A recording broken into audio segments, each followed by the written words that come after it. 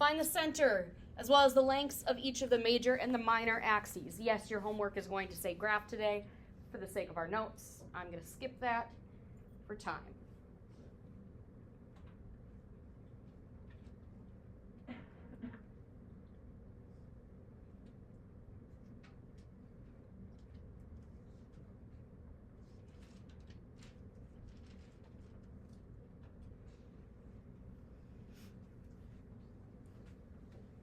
I'm going to start you with one that looked like yesterday's stuff. X minus 2 quantity squared all over 10 plus y plus 3 quantity squared all over 32 equal to 1.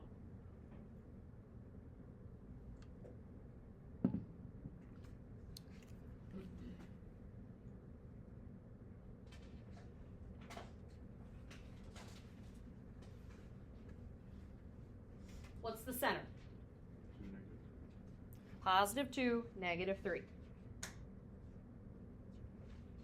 Opposite of in the parentheses, make sure the x goes first, the y goes second. Okay.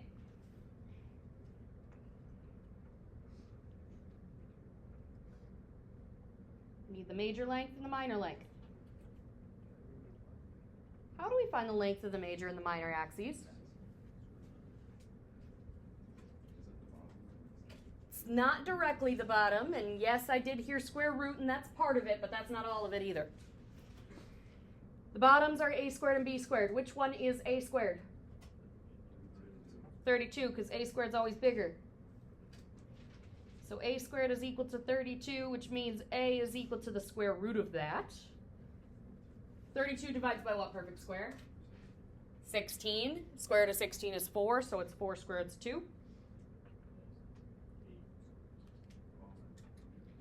So that's b squared, and if b squared is 10, can I simplify the square root of 10?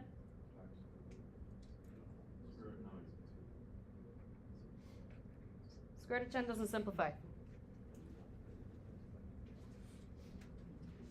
That's a and b, but how do we find the lengths? Guys, seriously, how do we find the lengths of the major and minor axes, though? Double them. 2 times this, 8 square roots of 2. 2 times that, 2 square roots of 10.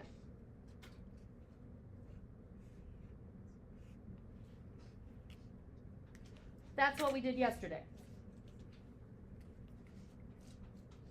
Today the equations are going to look a little different.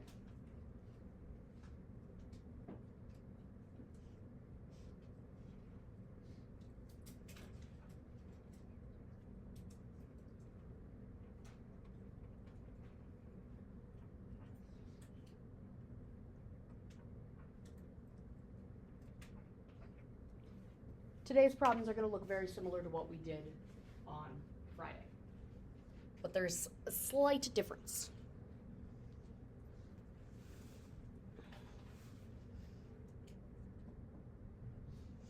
These are not in the form that I want.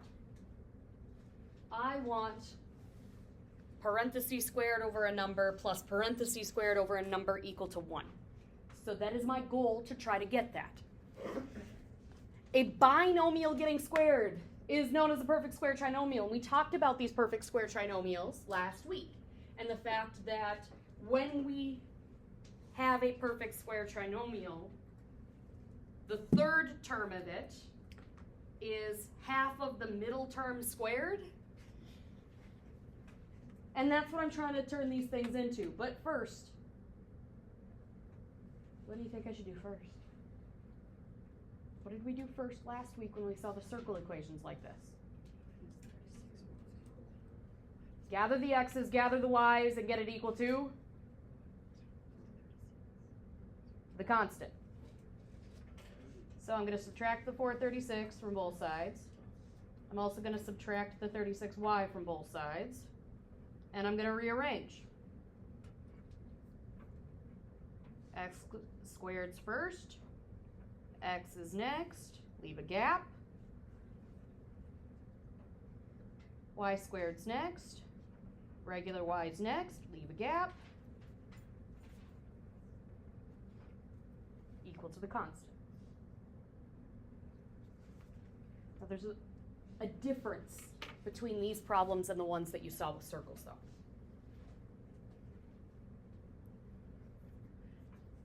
The homework had some problems that looked a little bit more like this with the circles, that had the numbers in front of the x squareds and the y squareds. But on the homework, no one asked about it.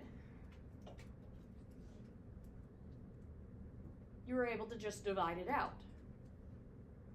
You were able to divide it out because with circles, it has to have the same number in front of x squared and y squared, and it has to all divide out. Do you notice I've got different numbers in front of the x squareds and the y squareds? On top of that, it's not guaranteed to divide out. In fact, you can kind of take a look. Most of those things don't divide by 25. It's typically pretty easy to see that one. So we have to treat it a little bit differently. We cannot simply divide it out. We have to do something else that we're allowed to do that's similar to divide. Do you know of something that's similar to dividing something out, but it doesn't actually get rid of it? You know it. I know you know it. Factoring. Yes. We're going to factor the 25 out of the x's. We're going to be left with x squared plus 10x. And the gap. We're going to factor the 9 out of the y's. We're going to be left with y squared minus 4y and the gap equal to negative 436, I can speak. Does factoring that out require me doing anything to the other side of the equation currently? No. Now I can make my perfect square trinomial. Now I can find this missing term. Now I already kind of mentioned it. How do we find that missing term again? Half of the middle one squared. What's half of 10? What's 5 squared? Add it to there. But if I add it to here, I add it to the other side, except I didn't add 25.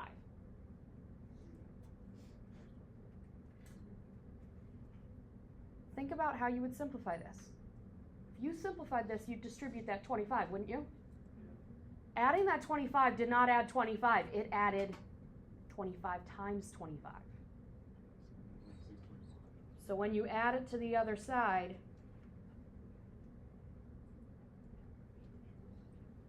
you gotta make sure you're adding that product, which yes, it's 625. I'm just gonna write it as 25 plus 25 for now.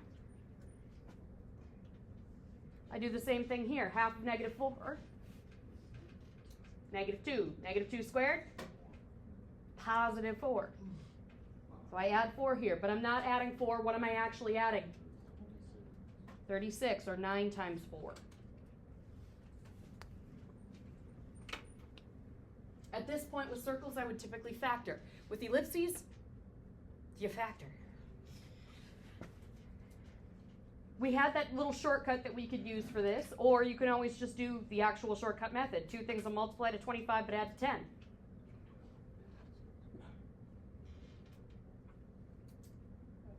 Five and 5, so x plus 5 squared. It's always just going to be half of that number in the parentheses. Plus 9 getting multiplied by, what's that going to factor to? Y minus 2 squared equal to, what is negative 436 plus 25 times 25 plus 9 times 4? 225. Grab calculators if you need them.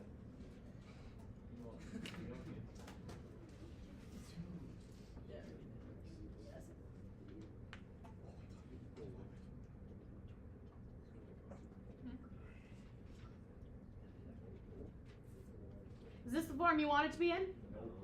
No. What's the form you want? Equal to 1. That's the one consistent thing that's always true. I don't want it equal to 225. Mason, what are we going to do with it? Divide by it.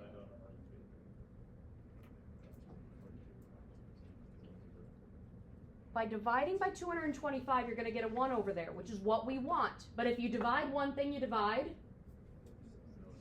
everything. Now, I don't want this to be 25 over 225. But I can simplify it. I can always pull that number down. Even if it doesn't simplify nicely to leave a 1 right here, you still can pull that down and divide it by this. It's not going to be the prettiest number in the world sometimes, but sometimes it works out nicely. 25 over 225.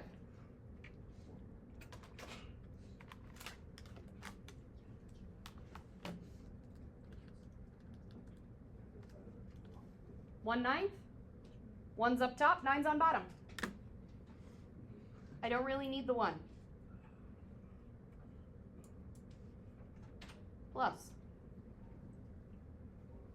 9 over 225.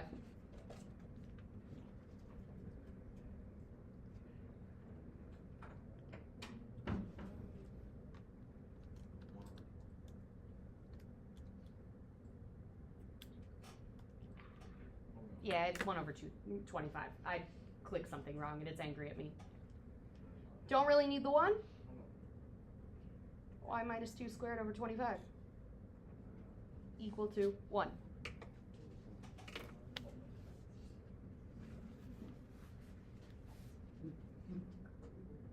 Did I answer the question? No.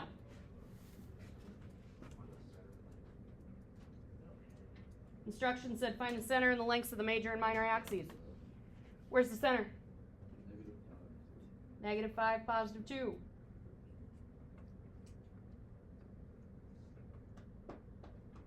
Find the lengths of the major and the minor axes. I need to know A and I need to know B. What's A?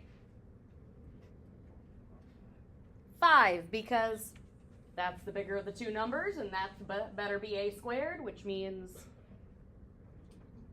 A is 5.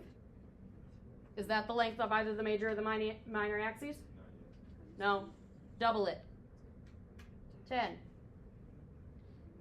B squared must be 9, therefore B is 3. To get the length of the minor axis, double it. 6.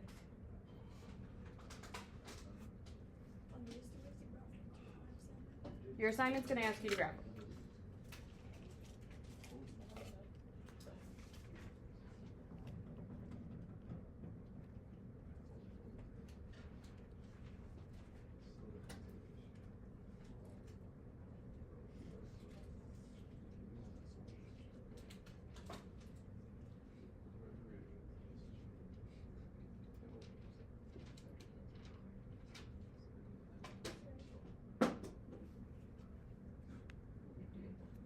Try this one out on your own.